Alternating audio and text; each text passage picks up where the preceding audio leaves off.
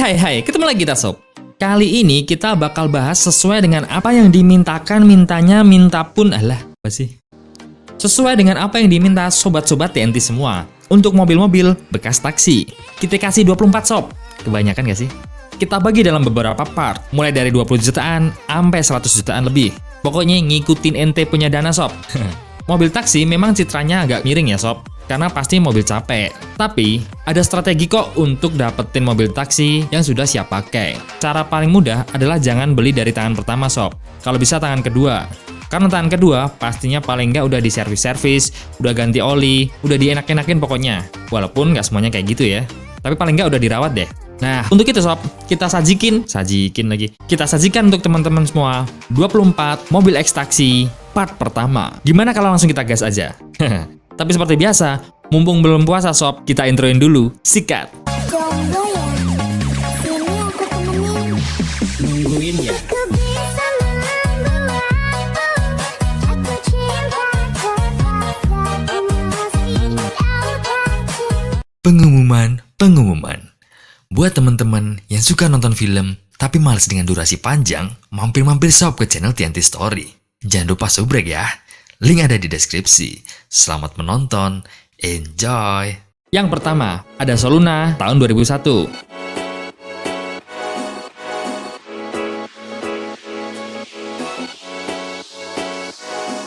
Mobil bekas taksi yang paling murah dan mudah ditemuin adalah Soluna sob. Mobil ini banyak banget beredar di jalanan. Selain karena mesinnya yang emang bandel kayak anak STM, spare partnya juga murah meriah sob, kayak kerupuk. Mobil ini juga menjadi pilihan banyak orang yang memulai ingin memiliki mobil untuk pertama kalinya. Tapi dananya cumpet kayak aneh. Walaupun ini bekas taksi, asalkan bukan bekas kebanjiran, mobil ini masih sangat bisa diandalkan sob dan jadi pilihan. Karena tidak banyak membutuhkan perawatan dan pastinya spare partnya murah dan mudah dan juga tersedia di mana-mana.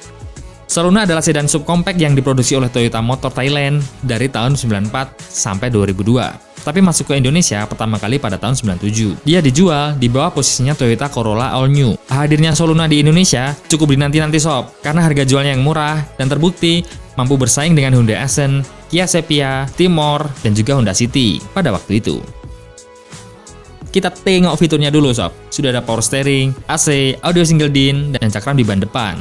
Minim ya sob, namanya juga bekas taksi.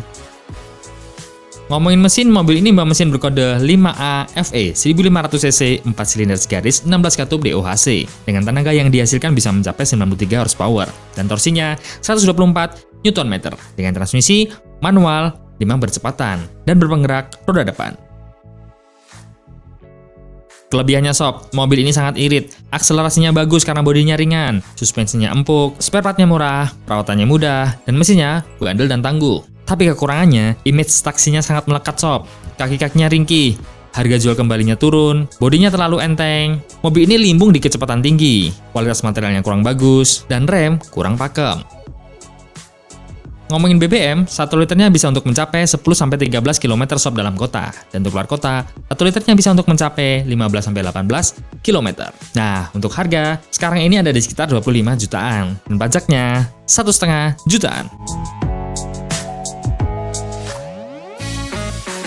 Lanjut, nomor 2, ada adiknya Soluna. Ada Toyota Vios atau Limo generasi 1 tahun 2003.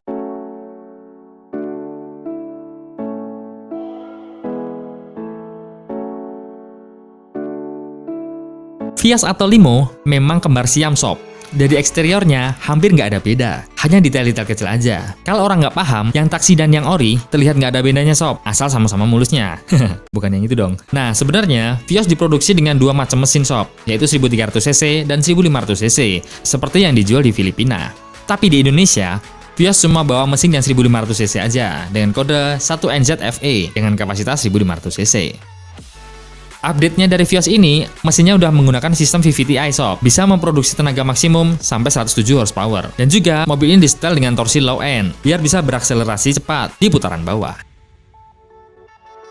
Ngomongin fitur, standar aja sob, bekas taksi, mirip-mirip kayak Soluna, cuma ada power steering, AC, audio single din, dan cakram di roda depan. Nah, ngomongin dinamonya sob, Mobil ini membawa mesin berkode 1NZ-FE 1500cc 4 silinder segaris 16 katup DOHC dengan tenaga yang dihasilkan bisa mencapai 107 horsepower dan torsinya 141 Nm dengan transmisi manual 5 percepatan dan berpenggerak roda depan.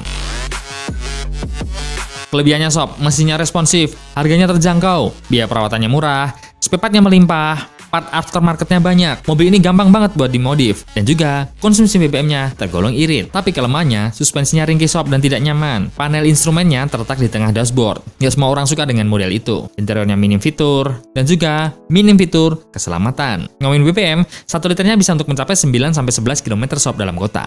Dan untuk luar kota, 1 liternya bisa untuk mencapai 10-14 km. Untuk harga, di tahun 2021 ini ada di sekitar 35 jutaan dan pajaknya 1,5 jutaan.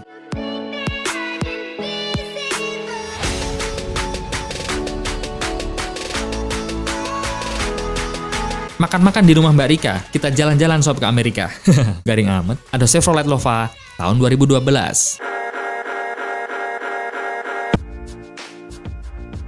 Mobil ini selain Nova, namanya Kalos sob. Dua sebutan yang tidak biasa-biasa aja untuk di Indonesia. Mobil ini adalah mobil dengan label merek Amerika. Chevrolet. Ini adalah merek yang terkenal dari Amerika yaitu daerah Detroit. Daerah terkenal dengan kekacauannya. Pokoknya kacau balau sob. Tapi memiliki merek dagang yang mendunia. Chevrolet adalah satu merek yang di bawah naungan General Motors. Merek mobil ini pernah dipakai di film Transformers sob, berwarna kuning, yaitu Chevrolet Camaro. Dia menjadi Bumblebee. Nah, secara kebetulan, taksi-taksi di Indonesia banyak juga yang menggunakan warna kuning sebagai warna khasnya. Sehingga, kehadiran Nova bekas taksi pun dapat sebutan yang sama sob, Bumblebee. Secara spesifikasi, mobil ini beda dengan taksi yang lain sob, karena fitur di mobil ini tidak dipangkas. Hanya saja, karena pabrikannya udah pamit dari Indonesia, membuat para penyuka brand ini agak was-was. Tapi tenang sob, klub mobil ini ada di mana-mana. Jadi teman-teman bisa join, biar tahu soal update dan di mana servis dan juga beli spare partnya. Kita ke fiturnya sob, sudah ada power window di keempat pintu, power steering, electric mirror, audio single din, dan AC dengan arah 9 lengkap. Lumayan kan untuk bekas taksi? Ngomongin dua purnya sob, mobil ini mesin berkode E-Tech 2. 1400cc 4 silinder garis 16 katup DOHC VGIS dengan tenaga yang dihasilkan bisa mencapai 95 horsepower dan torsinya 130 Nm dengan transmisi manual 5 percepatan dan berpenggerak roda depan.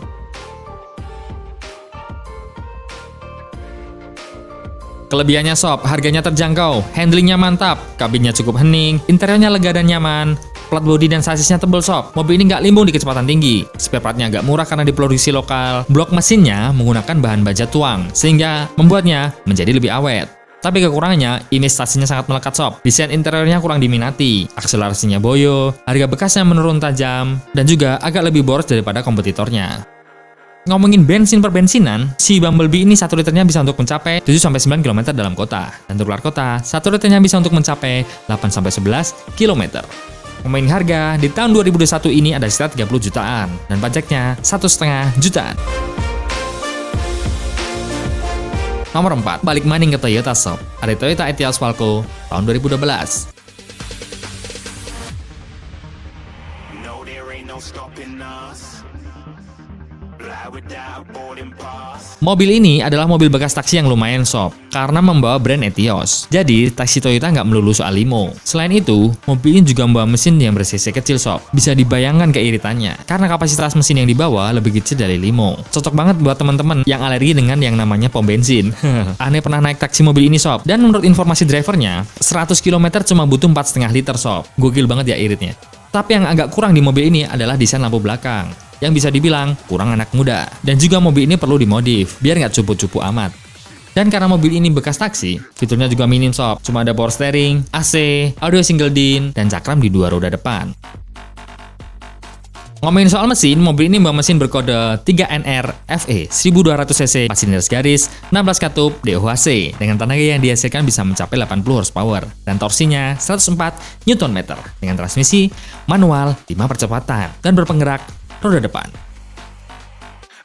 Kelebihannya sob, image Toyota, spare partnya murah dan mudah, modelnya lumayan stylish dari depan, ruang kabinnya lumayan lega dan luas sob, feedback setirnya cukup bagus, dan juga mobil ini relatif nyaman. Tapi kelemahannya, kabinnya kurang kedap sob, interiornya jelek, kualitas audionya jelek, finishing interiornya sangat buruk, dan juga koplingnya terlalu enteng. Ngomongin BBM, 1 liternya bisa untuk mencapai 13-15 km sob dalam kota. Dan untuk luar kota, 1 liternya bisa untuk mencapai 17-22 km. Gokil kan iritnya? Ngomongin harga, di tahun 2021 ini ada sekitar 35 jutaan. Dan pajaknya 1,7 jutaan. Black man, you know it's best to flaunt. We on, hating because you want. Shining like it's neon, rock like Kings of Leon. Shooting stars. Yo, itulah tadi sob, 24 mobil-mobil bekas taksi part pertama dengan harga di bawah 40 jutaan. Terima kasih udah nonton sampai akhir, kita doakan sehat selalu, lancar rezekinya, dilapangkan hatinya, dipermudah jodohnya, dan sukses dunia akhirat. Dan yang paling penting, cepet dapat mobil sesuai impiannya sob. Amin. Kita ketemu lagi episode berikutnya, dan I'll be back. Saudara-saudara sekalian, enjoy dulu outronya. Sikat.